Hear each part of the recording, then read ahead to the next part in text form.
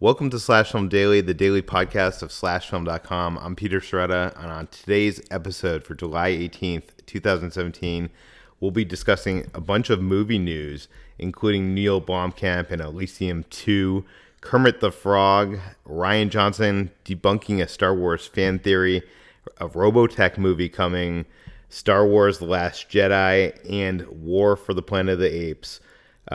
Joining us today is Bradford Oman, who you know as Ethan Anderton on slashfilm.com. Brad, how's it going? It's great because I'm actually here in Slash Film headquarters as opposed to across the country in my home. Yes, because once a year we all gather to go to San Diego for Comic-Con, and you have come out the night before, and we're going to drive down tomorrow. Yeah. So we're recording this actually the day before you're hearing this. Before we get into the news, Brad, have you been doing anything interesting lately? Have you seen anything interesting? I did. I saw a couple of interesting things, if you will. I mean, technically it's one interesting thing, but it's still very cool because it was two different shows. Mystery Science Theater 3000 has been doing their first live show.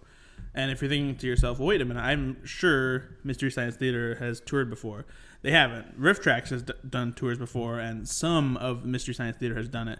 But this is the first time there's been like an officially sanctioned Mystery Science Theater 3000 tour. And they have Jonah Ray out there with the show. They have Tom Servo and Crow T-Robot. Joel Hodgson introduces the show, and thankfully, since I live in the Chicago area, I was able to catch both of the shows that they're touring with. One of them is a screening of EGA, which is one of the fan favorite episodes of MST3K, and they added a bunch of new jokes, and it was absolutely hilarious. And it's even funnier to see them do it live too, because they riff every now and then, and just the interaction between Jonah and the puppets is hilarious. And then they had the Secret Surprise film, which was the second show that followed. And I won't tell you what it is because everybody has done a really good job of keeping the secret as to what it is, so fans are surprised when they see it. But suffice it to say, so it's the same one at every show? Yeah, it's the same movie, because otherwise they would have to write so many shows. Yeah. And it is a hilariously awful movie, as you would expect. I'll describe it as being in the same vein as like a 1966 Batman movie, but made in Italy and much more perverse and weird. Well, speaking of Batman, Brad, I just got back from seeing Christopher Nolan's Dunkirk. With Batman? Well, no, he directed the last Batman trilogy. Oh, I was hoping Batman was going to be in it. I mean, sitting there in the movie theater, I was hoping Batman was going to show up. Whoa, that sounds mean. You know what? The movie is good. It's not great. I did not love it. There's so much I admire about it. The cinematography is beautiful. It's stunning. The sound design is incredible. There's, sequences in this that are really on the edge of your seat.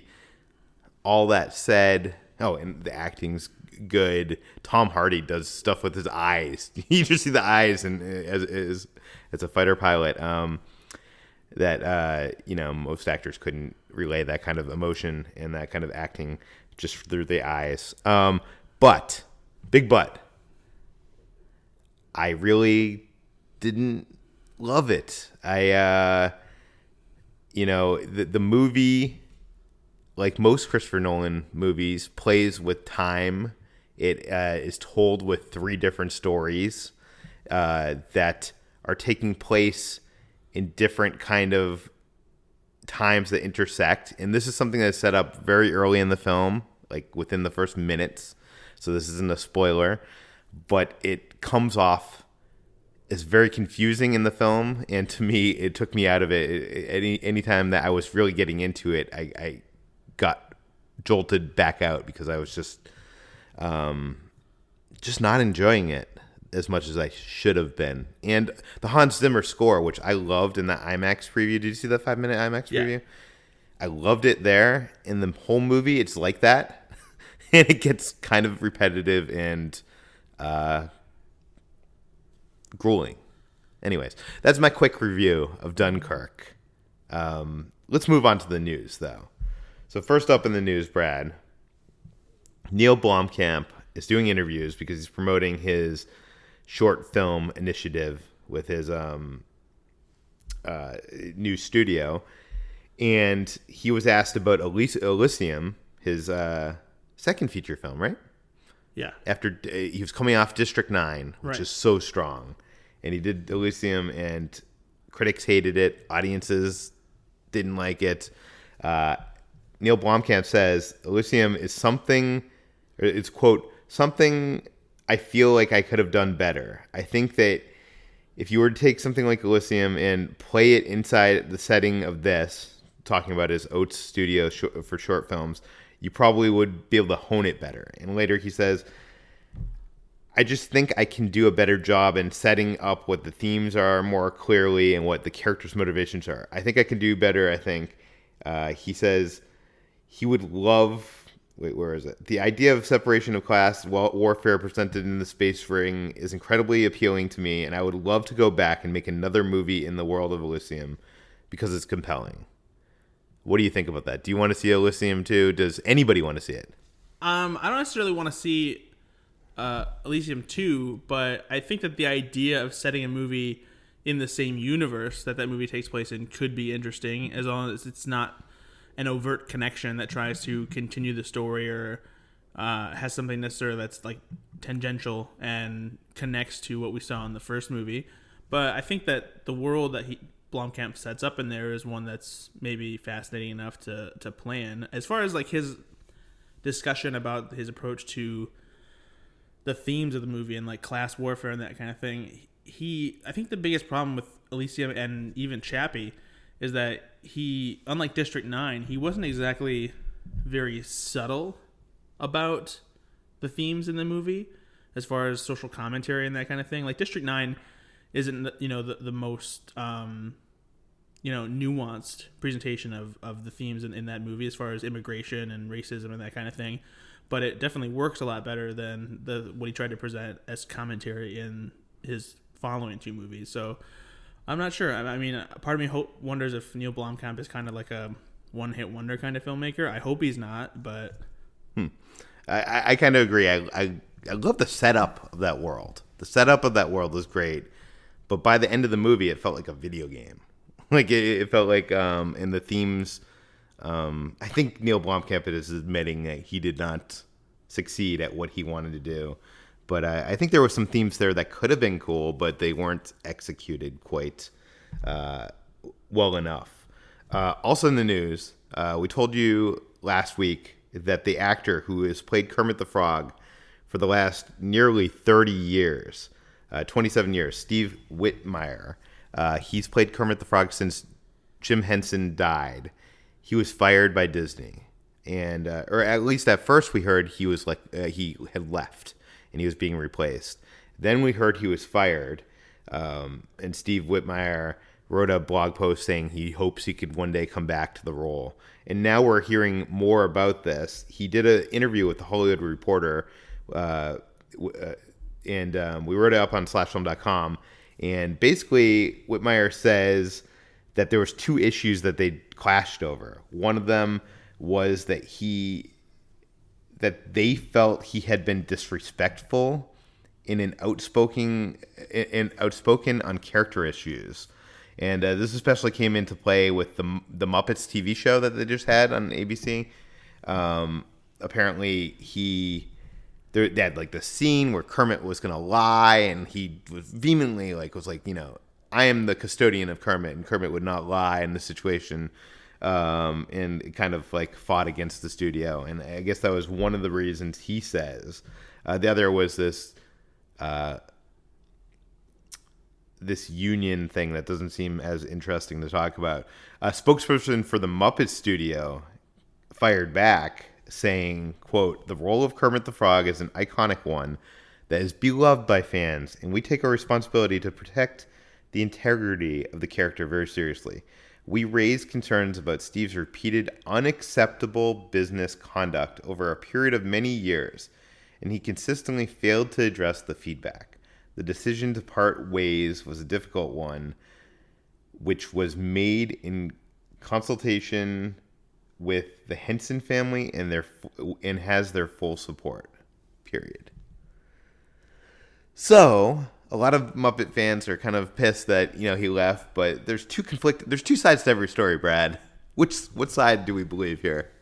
I mean, It sounds like more and more that maybe Disney was in the right here. It maybe that Steve wasn't the easiest guy to work with, but then again, I mean, what's the straw that broke the camel's back that after 27 years Disney just like had enough? Like, was it really the Muppets TV show where like, you know, that all of a sudden like, okay, we can't work with it anymore after all those years? I don't know. Maybe there's more to the story than even they're letting on, but it's definitely a bummer still. I definitely feel like there's more to the story. It's a bummer that, you know, this guy that has kind of been the custodian of this character for almost my entire life since Jim Henson died is now, you know, that either he has been wronged or that he is a shitty guy. Either way. And next up in the news is Rian Johnson shooting down a popular Star Wars fan theory. A lot of fans have been speculating that Benicio del Toro's mysterious character in Star Wars The Last Jedi might actually be Ezra Bridger from Star Wars Rebels, which is an interesting idea. I mean, why not bring some of the Star Wars Rebels characters into the live-action world? I know they tried to do that with Rogue One to some limited failure. But, you know, it'd be cool to see them actually in the saga films. But Rian Johnson was asked this by Good Morning America, and he kind of shot down the theory, saying that he is his own person. So, who do you think DJ? They keep on calling him DJ. Yeah, but they've said that that's what they call him, like on set. Like it's not his real name. And they say Rian Johnson says it does stand for something, but he won't say what. Though he does say it doesn't stand for disc jockey. So I'm not really sure. I think he's one of the like most mysterious characters that's going to be in The Last Jedi because we don't know anything about him. Like we don't even know his name. We know what he looks like. Yeah. And we know that he's on a spaceship at some point, but otherwise, like I really have no idea what kind of character. Yeah, and we saw a little bit of him on the Star Wars Last Jedi sizzle reel that was released at D23. You wrote an article on slashfilm.com I did. Which analyzed the whole sizzle reel frame by frame, and you picked out, you know, some of the stuff that people might have missed. So yeah, why don't you tell me what might I have missed in that sizzle reel? So one thing you might have missed is a character that we've heard about, but we didn't actually see until the sizzle reel. There's one shot of a resistance gunner who is in like a little gunner pod that has, you know, the barrels of the gun sticking out of it, and it looks like it's in one of those ships that we see in the teaser trailer in one of the big space battles that will happen in the movie. And that character is actually Paige Tico, who is Rose Tico's sister, and Rose Tico is the new character that's being played by Kelly Marie Tran in The Last Jedi, and she is a resistance gunner, and she apparently at one point in the movie gets coached by Poe Dameron as far as like, you know, what she needs to be doing as a gunner. And the reason that we know that that's her is because if you look at the helmet that she's wearing in the shot, the design on it matches a Lego minifigure of that character that comes with that ship that she is the gunner for. And almost everything, all the rumors and leaks to come out of the Star Wars saga movies always originate in toy form in one way or another. Now, one thing and that actress is Veronica Nago? Right, Nago? yeah. I think that's how you pronounce it. Yeah.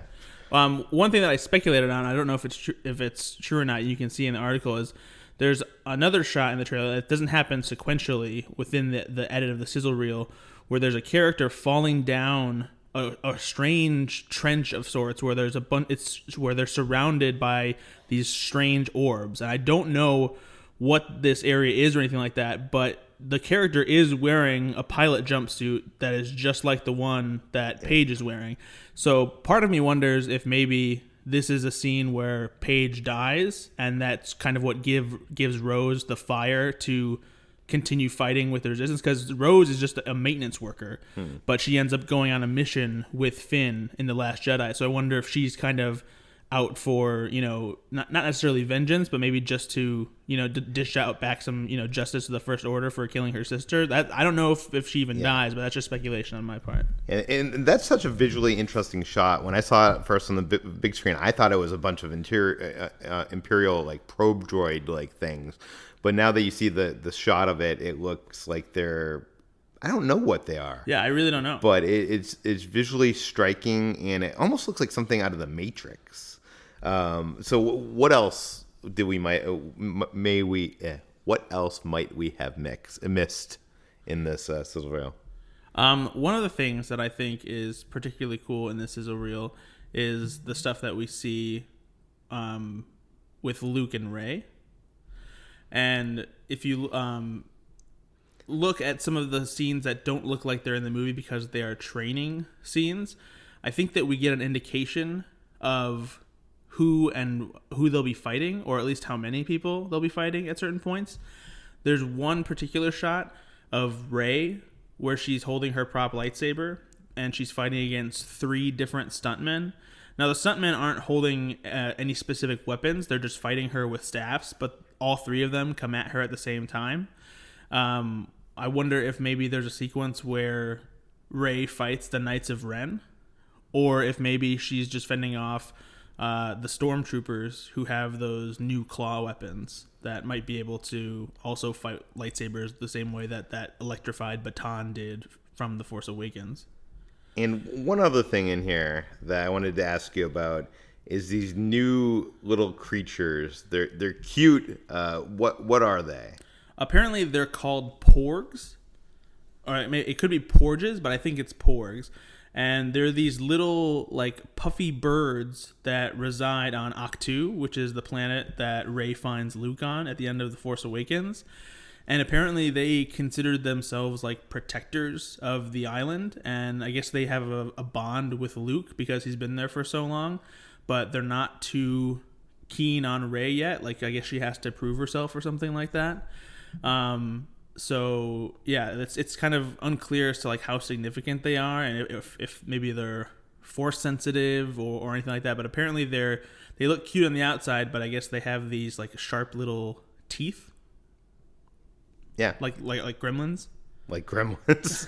Well, they certainly look interesting. They look like the kind of characters that could be divisive as the Ewoks were in Return of the Jedi. Oh, and to go back to the training fight shot scene, there's another shot of training choreography happening with Adam Driver, where he is fighting 2 stuntmen attacking him with staffs, which could indicate that both Luke and Rey will fight Kylo at the same time. Well, anyways, head to slashfilm.com to check out this whole article with all the images, all the speculation, all the breakdown. Let's move on in movie news. Andy Muschietti, I think? Muschietti?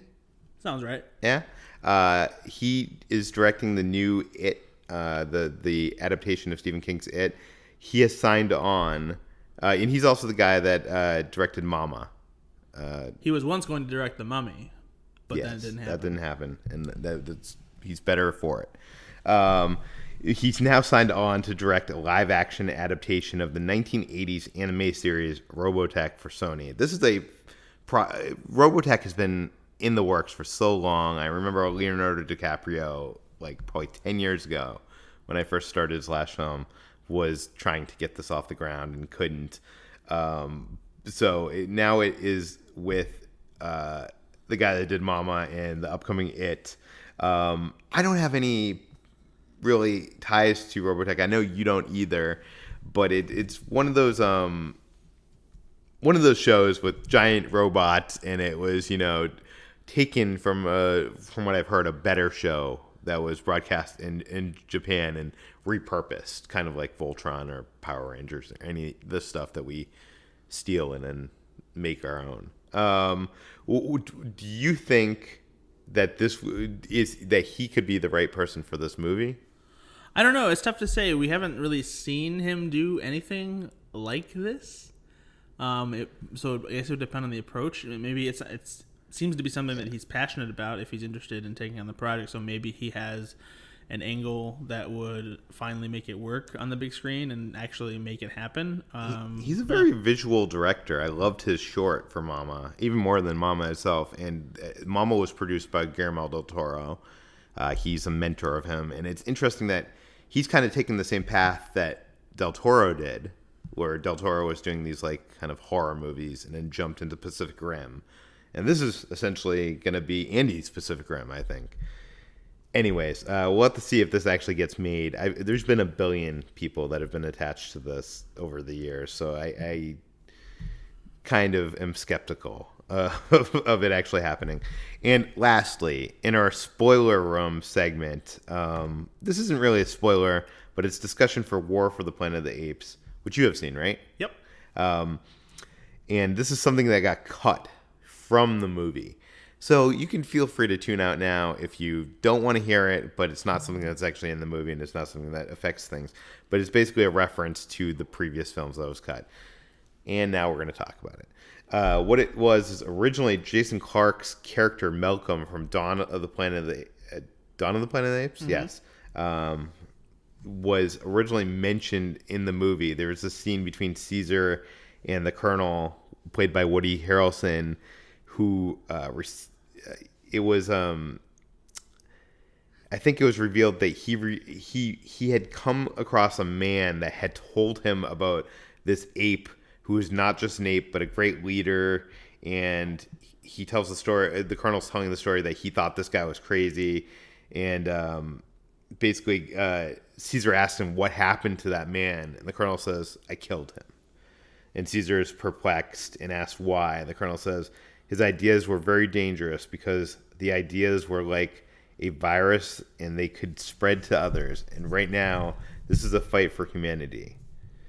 So that's how it was cut from, or that was the scene that was in the films. And that was, Matt Reeves told that to the Happy, Sad, Confused podcast. I don't think it was ever actually in the film. I think he said it was in an earlier early cut of the script. Sorry, I am mistaken. So I'm actually kind of glad that this wasn't in there, because I feel like as much as I would have liked some reference to what happened to the characters we left, this feels like it would have felt forced. What do you think? Yeah, no, it definitely feels contrived, at least in the way that it's explained. I imagine that like the exchange between Caesar and the Colonel wasn't quite so stilted or awkward as it's explained here. I think that he's just paraphrasing what the scene generally would have been about. But yeah, it feels like, an unnecessary reference and connection to make when you don't really need to know what happened to Jason Clarke's character, because he was already, walking away from the fight because there was, a big battle coming, and Caesar didn't want, them to have to be a part of it. So I think it's much better that we don't know what happened to them. I agree, and I do like the callback with James Franco's character in Dawn for the Planet of the Apes, but that felt more organic with Caesar returning to his former home, which is the house. And I feel like this definitely, at least on surface level, feels kind of crammed in there. Unlike Rise of the Planet of the Apes had some kind of references, some of very obvious references. Like, didn't Draco like say "you damn dirty apes" or whatever? Who? Draco Malfoy or whatever Tom his name. Felton? Yeah, Tom Felton. Yeah. Sorry, I just call him Draco. He did say, "Get your hand off me, you damn dirty." Yeah. And then there was Caesar, who was building a 3D puzzle of the Statue of Liberty. Yeah. So they were more obvious with the references in the first film. From what I've heard, Tom Rothman, who was the studio head at the time, wanted those references in there. But his ideas are usually so good. Well, he did go over to Sony, and the first movie he greenlit was Passengers. So that happened. Yeah, his ideas are so good. Anyways, okay, so that does it for the news. Brad, we're heading to Comic-Con. Yeah, we are. We're heading there right now as you're listening to this, and it's going to start Wednesday night, and we're going to have coverage on the site Thursday, Friday, Saturday, Sunday. What are you most excited about? Oh man, that's a big question. I'm always excited for the Marvel panel, obviously, because they put on an insane show, and I'm interested to see what they're going to show, because we already know that they showed some stuff at D23. They showed a little bit of Infinity War. Yeah, my prediction of what Marvel was going to do is what happened at D23. I thought they were going to bring out, almost the entire cast of Infinity War on stage for a photo op and then show a clip. And that's what they did at D23. So I don't know what they're going to do at Comic-Con. I think they'll still do that at Comic-Con, but they'll have more. We already know that there's a Thor Ragnarok trailer coming. I don't think they'll do another Black Panther trailer because it's a bit too early since the last one came out. But they might show more from Infinity War so that it's not just a repeat of what happened at D23. Though I still hope they show what happened at D23 since I didn't get to see it. But besides that, I think on the TV side of things, I'm really pumped to see what happens with Westworld and Stranger Things. Yeah, those are my two favorite on the TV side of things. And Warner Brothers will definitely have Justice League, which will be interesting because is Joss Whedon going to show up? Is Zack Snyder going to be there? It's also, actually, you're probably going to mention this in Superhero Bets tomorrow, but Joss Whedon changed his Twitter profile and removed the Justice League photo that was on the background of his Twitter profile, which to me seems very telling. Joss Whedon said that a while back that he was not coming to Comic-Con this year. Oh, he did? Okay, yeah. So unless he's lying, which... It's possible. Yeah. We'll see. Yeah, we'll see. Anyways, keep it tuned. Where can we find more of your work online, Brad? I'm writing at Slash Film all the livelong day. You can find articles all the time there written by me. You can also find me on Twitter at Ethan_Anderton. And if we wanted to listen to you, where would we hear you? Oh, well, I have good news because there's a podcast that I do with my friend Ben, and it's called Go Flix Yourself, Flix, and it's available on iTunes and various other podcast platforms. Thank you for listening to Slash Film Daily. Again, we'll be having some coverage from Comic-Con, live from Comic-Con, and this is the first time I'm doing it, so I apologize in advance for the quality. Please send your complaints and praise to peter@slashfilm.com. If you like this podcast, please go review and rate it over at iTunes. That really helps us a lot. And tell your friends, because we can always use some more listeners. Thanks for listening, and we will see you tomorrow.